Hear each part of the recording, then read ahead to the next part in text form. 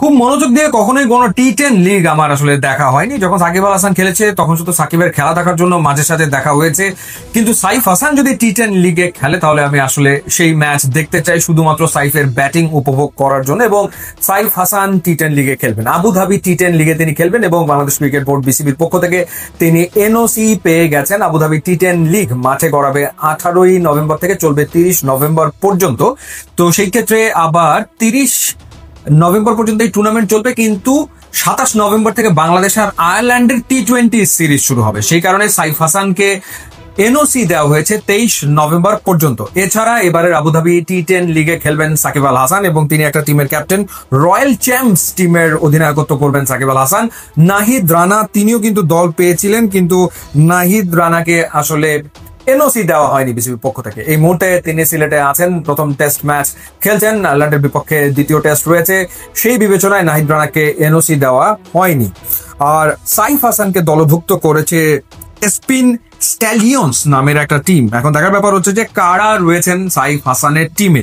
অনেকগুলো বড় নাম কিন্তু এই টিমে রয়েছে Tymal Mills, Tim Seifert, Harbhajan Singh, Andre Fletcher, Avishka Fernando, Sherfane Rutherford, Binura Fernando, Saif Hasan, Ryan Burl, Akhilesh Bodugum, Ali Khan, Ben Cutting, এরপর জোহাইর ইকবাল, এরপর Isam Matiur, Hafizur Rahman, Ashmead Nedd, Matthew Hurst, Monank Patel এবং হর্ষিত শেঠ। সো সেই ক্ষেত্রে বড় নামের কথা বলছিলাম যে টিম শেফার্ট রয়েছে, শেরফান রাদারফোর্ড রয়েছে, তাদের সাথে খেলবেন সাইফ হাসান। সো ইন্টারেস্টিং হবে ডেফিনেটলি। আর দেখা যাক, যদি সাকিবের দলের সাথে সাইফ হাসানের দলের দেখা হয় তাহলে তো দুজন মুখোমুখি হয়ে যাচ্ছেন দুই বাংলাদেশি ক্রিকেটার আবুধাবি টি10 লিগে।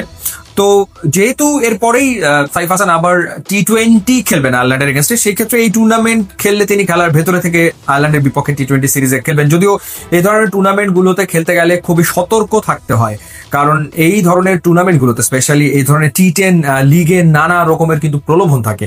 তো সেই সব বিষয় মাথায় আসলে রাখতে হয় এবং সাইফ হাসানকে অবশ্যই সেই বিষয়গুলোর প্রতি অবশ্যই দৃষ্টি রাখতে হবে, যাতে করে কোনো বিতর্কের ভেতরে তিনি না পড়ে যান। কারণ সাইফ হাসান এই মুহূর্তে বাংলাদেশ দলের হয়ে খেলছেন এবং লম্বা সময় তিনি বাংলাদেশ দলকে প্রতিনিধিত্ব করবেন, সেটা আসলে আমরা প্রত্যাশা করি এবং বাংলাদেশের ক্রিকেটকে অনেক কিছু তিনি দেবেন।